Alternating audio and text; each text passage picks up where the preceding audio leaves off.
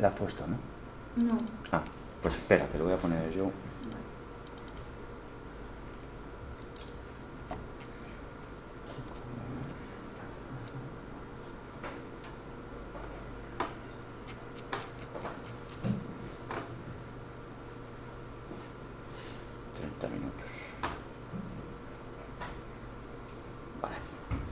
Venga, bueno, pues entonces lo que os iba diciendo, ¿vale?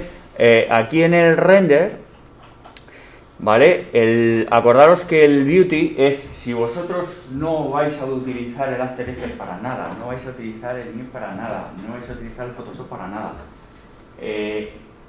la imagen definitiva, ¿vale? Eso es el beauty, es decir, es la suma de todo, de todas las capas que intervienen en un render.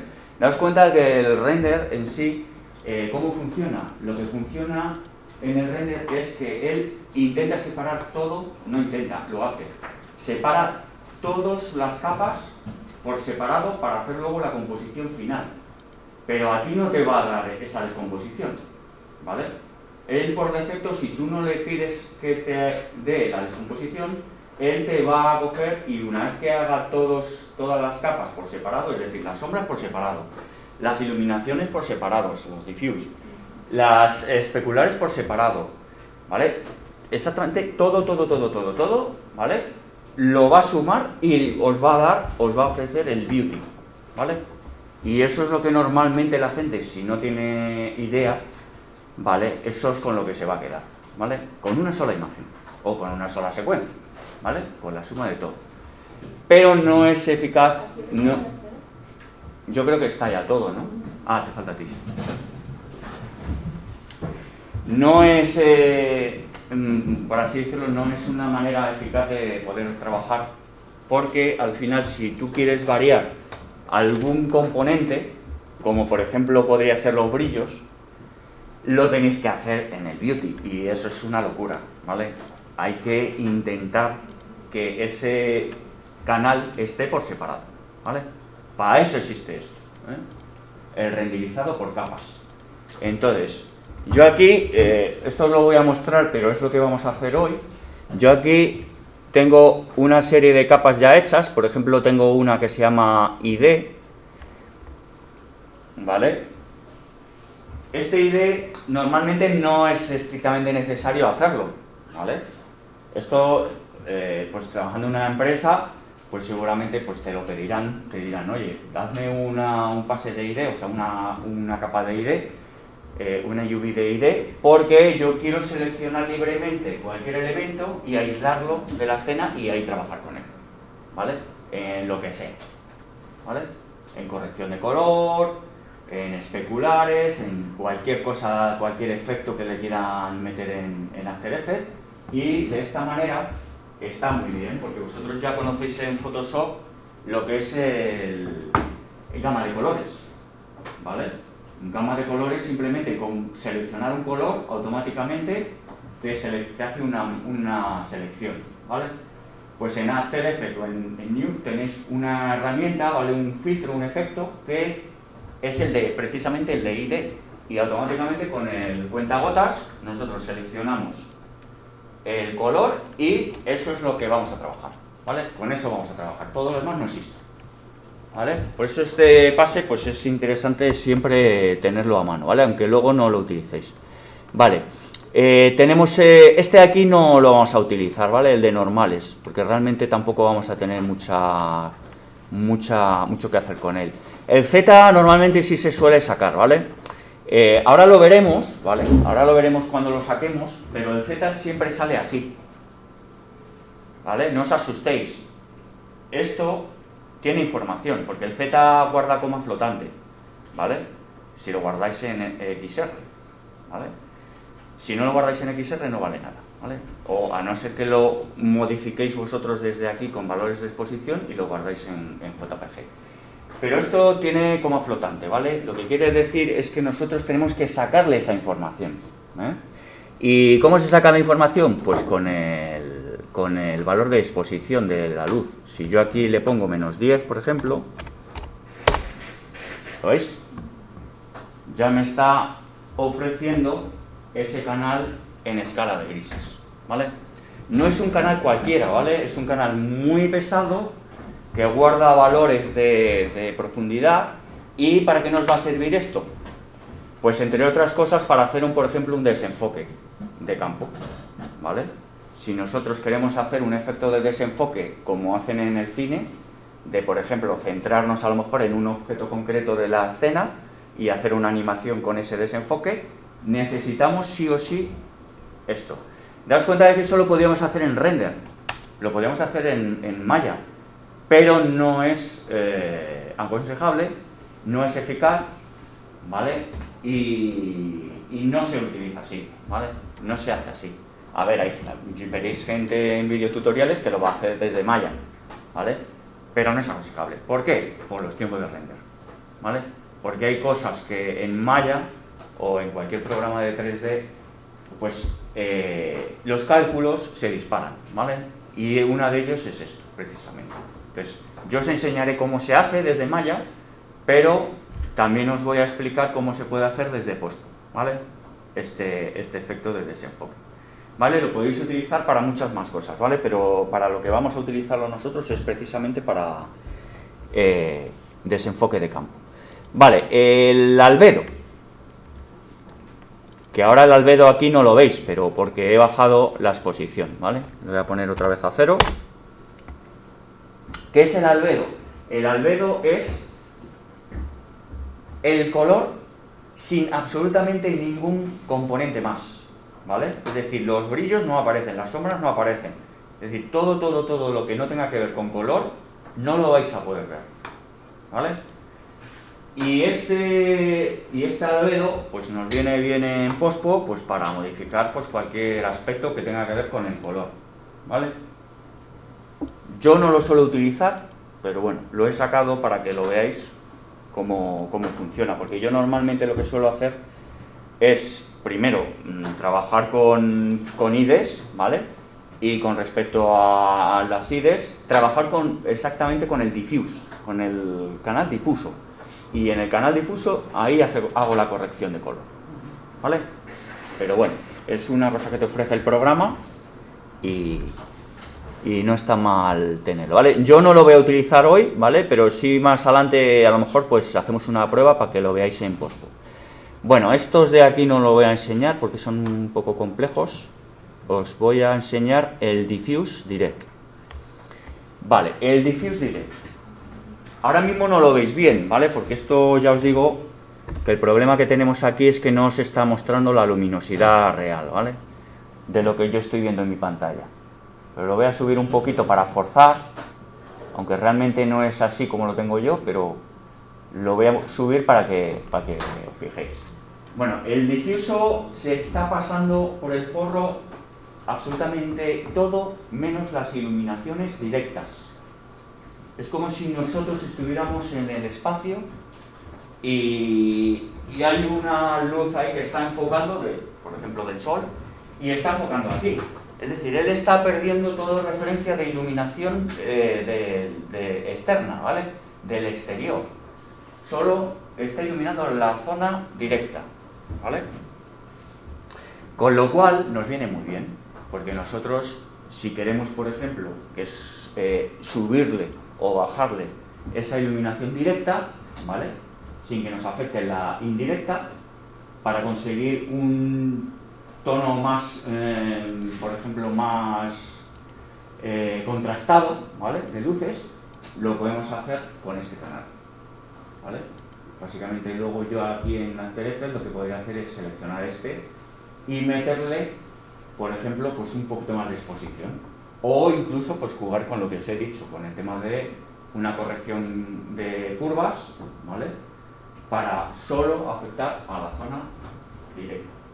O incluso, por ejemplo, de colores, ¿vale? De la luz de la zona directa, porque a lo mejor quiero que esta luz no sea blanca, sino que sea de otro color, ¿vale?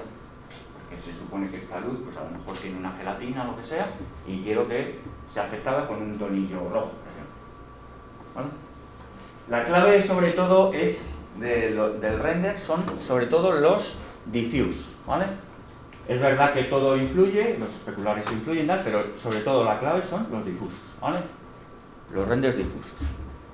Tanto el directo como el indirecto o el difuso normal. Vale, tenéis el indirecto. La iluminación indirecta es mucho más sosa, ¿vale? Porque se supone que todo esto debe estar apagado, ¿vale?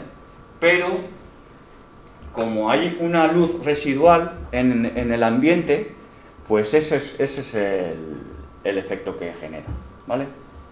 Esa luz residual. Vale, siempre vais a notar, aunque vosotros aquí no lo apreciéis mucho, pero en vuestros renders lo vais a notar mucho, que esta luz genera mucho gran, ¿vale?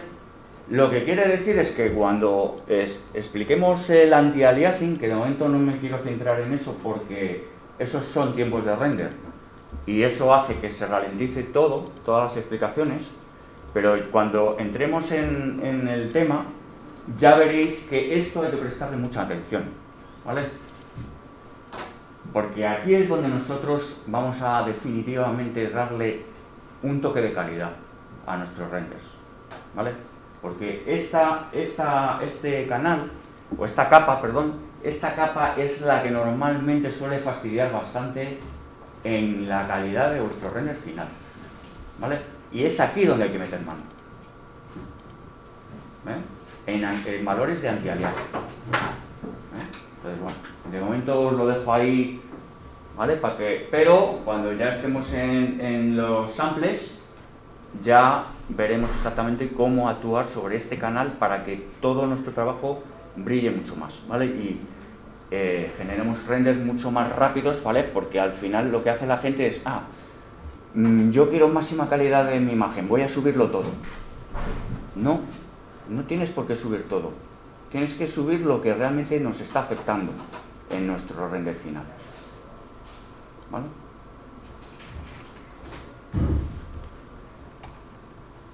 Bueno, emisión.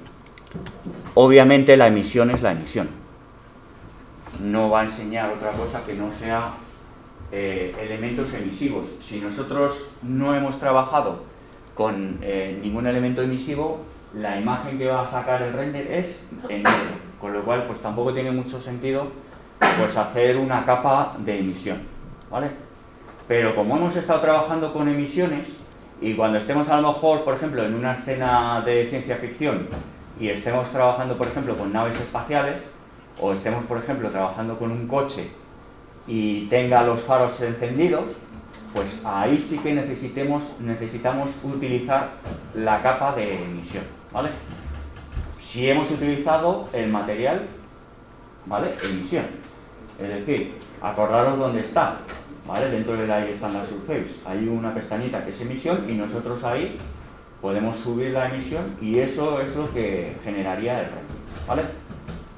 Normalmente pues suelen ser imágenes muy apagadas y solo en las partes donde hay emisión es donde se va a producir. ¿Qué es lo que podemos hacer con esta capa en After Effects? Podéis hacer, por ejemplo, un glow, o podéis hacer un desenfoque, o podéis subirle en curvas, ¿vale? Valores de exposición, ¿vale? Para que dé muchísima más intensidad la emisión, El glow normalmente es el que se suele utilizar, porque el glow te deja ese efectillo, ¿vale? Que normalmente recoge las lentes, que no es nítido, sino que te hace un halo, ¿vale? Y queda muy bonito en una imagen. Es totalmente falso, porque eso no lo vemos en la realidad, pero es muy cinematográfico. Y eso en todo trabajo, pues siempre hay que tocar ese factor, ¿vale? Entonces, esto por ejemplo es demasiado soso, pero si yo le pongo aquí un filtro glow, pues le va a dar ahí ese destellito que va a molar, ¿vale? Vale. ¿Qué te está pasando? El internet. No sé si es que está desconectado o... No, es culpa mía. Vale. Es cable que no... así ese variante, si tiras un poco de la CPU, Sí, no se puede mover la CPU. ya, no puedes mover la CPU. De todas formas, eso habría que mirarlo, porque seguramente pueda el cable estirarse un poquito más. Pues eso no lo miraste tú, ¿no? Si se podía estirar el cable y no tira, ¿no? Pero porque debe tener un nudo ahí. Yo creo que sí. Luego si eso con tiempo lo miro yo, a ver si se puede solucionar.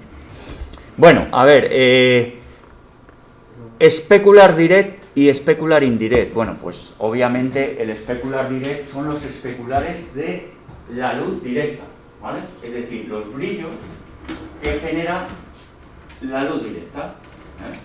Entonces, esto es muy interesante cuando nosotros tenemos elementos que son especulares, son de brillo, ¿vale?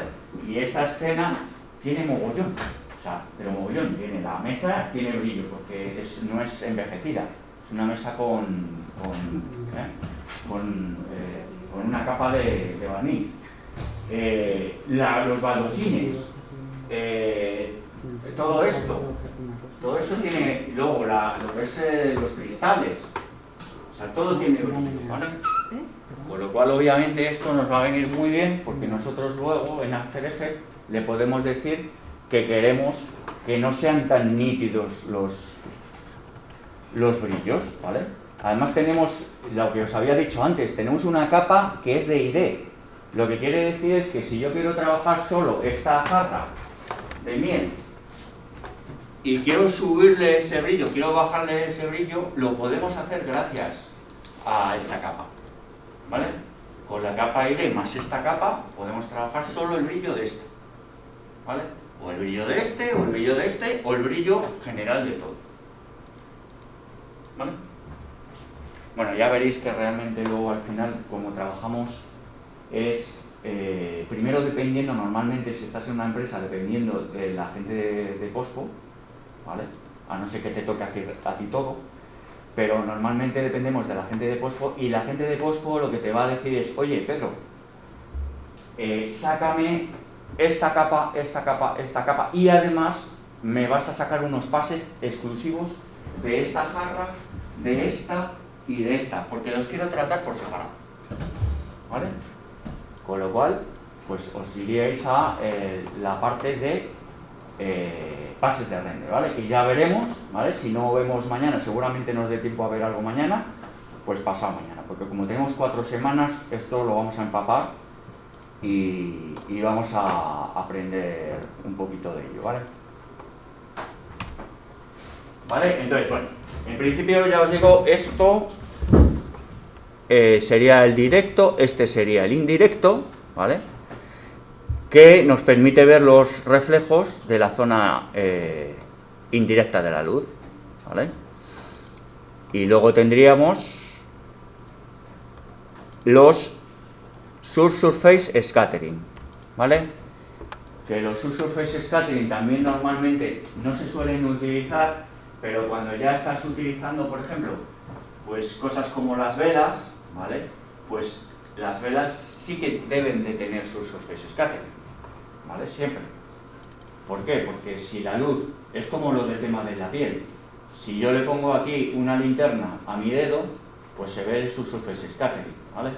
Entonces, que puedas hacer más o menos subsurface scattering, lo que tienes que hacer es sacar una capa exclusivamente de eso, ¿vale? Para darle más o menos rollo a ese tema. Pues esta escena tiene el subsurface scattering en las velas y en las uvas, ¿vale? Como podéis ver aquí. Vale, tenéis el directo y el indirecto, ¿vale? La suma de las dos serían subsurface scattering. Vale, transmisión.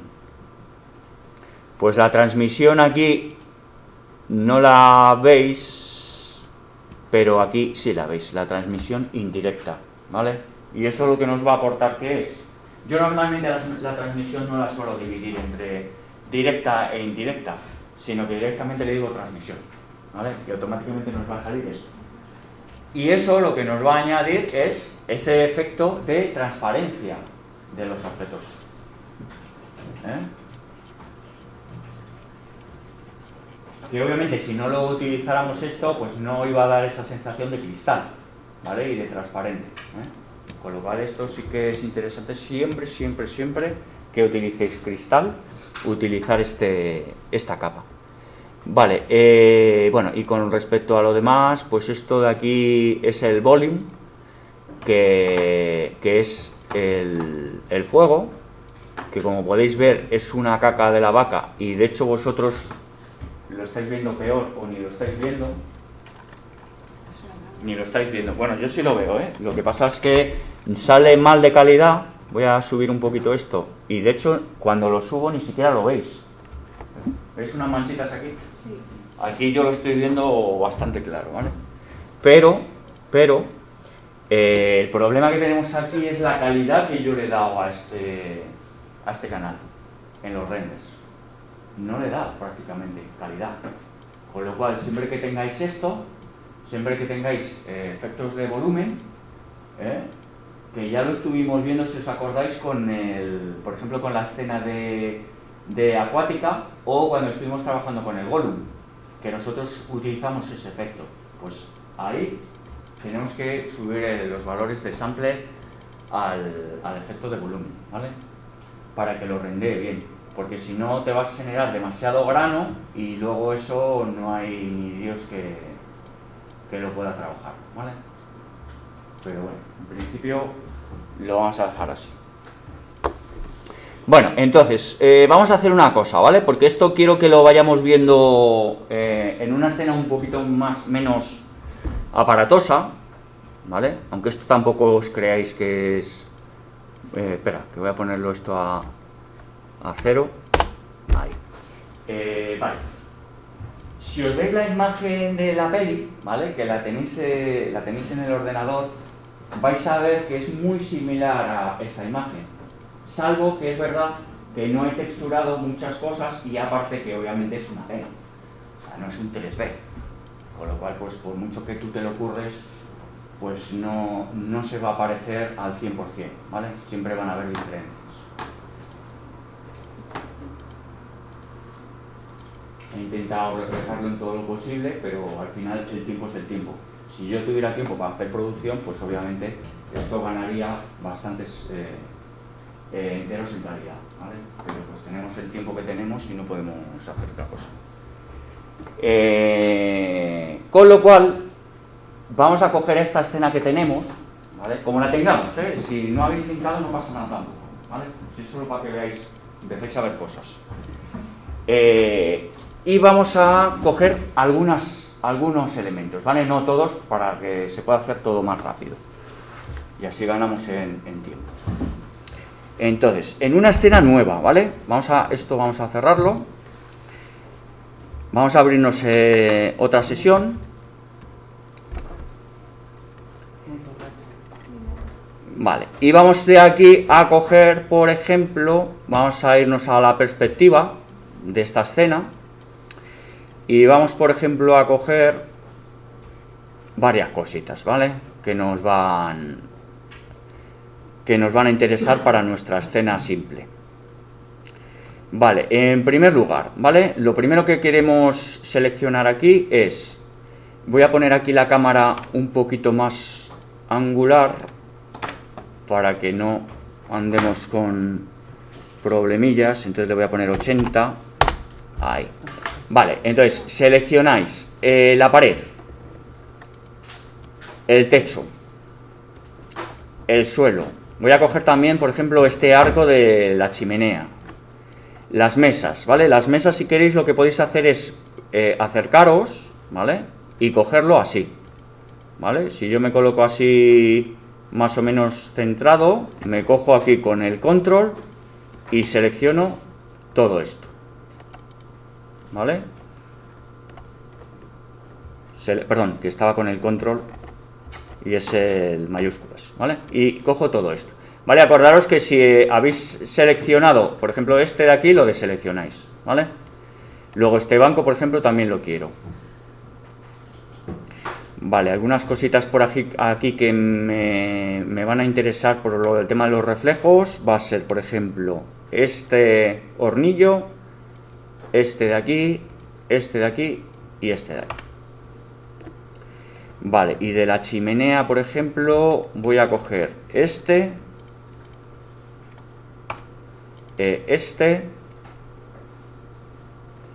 y si puedo, buenas, y si puedo voy a coger también estos de aquí.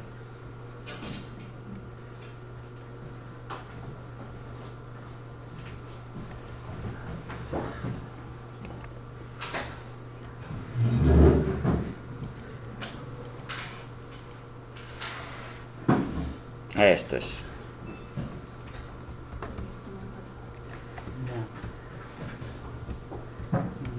Vale, voy a coger también el cilindro este que es una luz, ¿eh? Este cilindro realmente no es un cilindro, ojo, es una luz, ¿vale? Es una luz de área, pero no es una luz de área tipo plano, sino es una luz de área tipo cilindro. Y de hecho las velas, si os fijáis aquí, que esto ya lo vimos, aquí tienen también ese cilindro, ¿vale? Y son luces de área, ¿eh? Entonces esto siempre es interesante pues que lo podéis tener también. Ahí está. Vale, la vela, que no está seleccionada. Vamos a repasar un poquito que esto esté todo correcto. Vale, bien. Luego, bueno, sí, voy a coger, por ejemplo, lo que sería de la ventana, esto y esto, y las rejillas. ¿Vale? Y luego este mazacote que hay aquí, ¿vale? No cojáis todo esto. Aquí sí eso, como mucho, vamos a coger este candelabro, que como está todo jerarquizado, pues os va a coger todo. Y luego este candelabro, pues exactamente lo mismo, ¿vale? Me acerco, selecciono con mayúsculas, y este de aquí, ahí. ¿Vale? Lo que es el área light cilíndrica esa, también la cojo. A ver, control Z. Vale, no me digas que he perdido la selección. Joder, qué hijo puta. Bueno, voy a hacerlo rápido. Voy a seleccionar así, así. Ah, vale, porque estaba... A ver.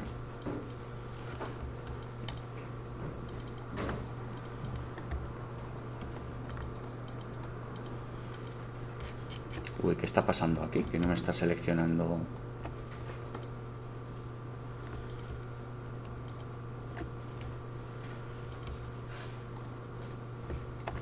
Coño.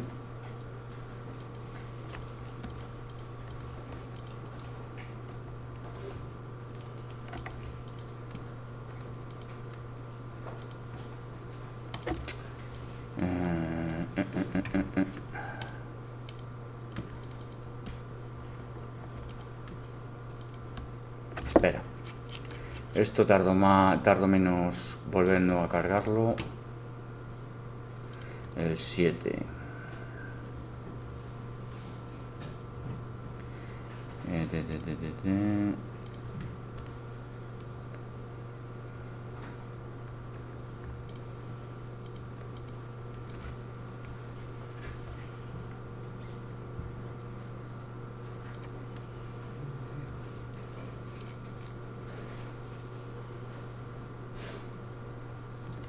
Vale, voy a cargarme la perspectiva. Vale, y vamos a ver si ahora lo hago bien. Voy a seleccionar todo esto del tirón, menos este, luego este de aquí, este.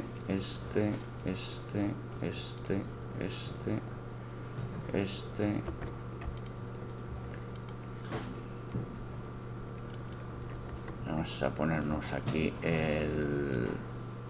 este de aquí, este de aquí. De aquí voy a seleccionar este de aquí.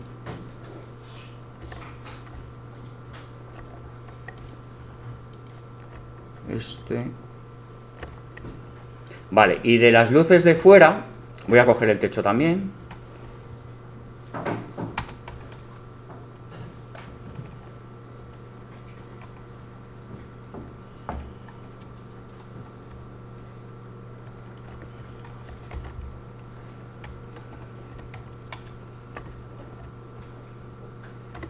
Vale, y esta luz de área que veis aquí es importante, ¿vale? Esta de aquí, ¿vale? Veis que es prácticamente la que está iluminando la escena, ¿vale?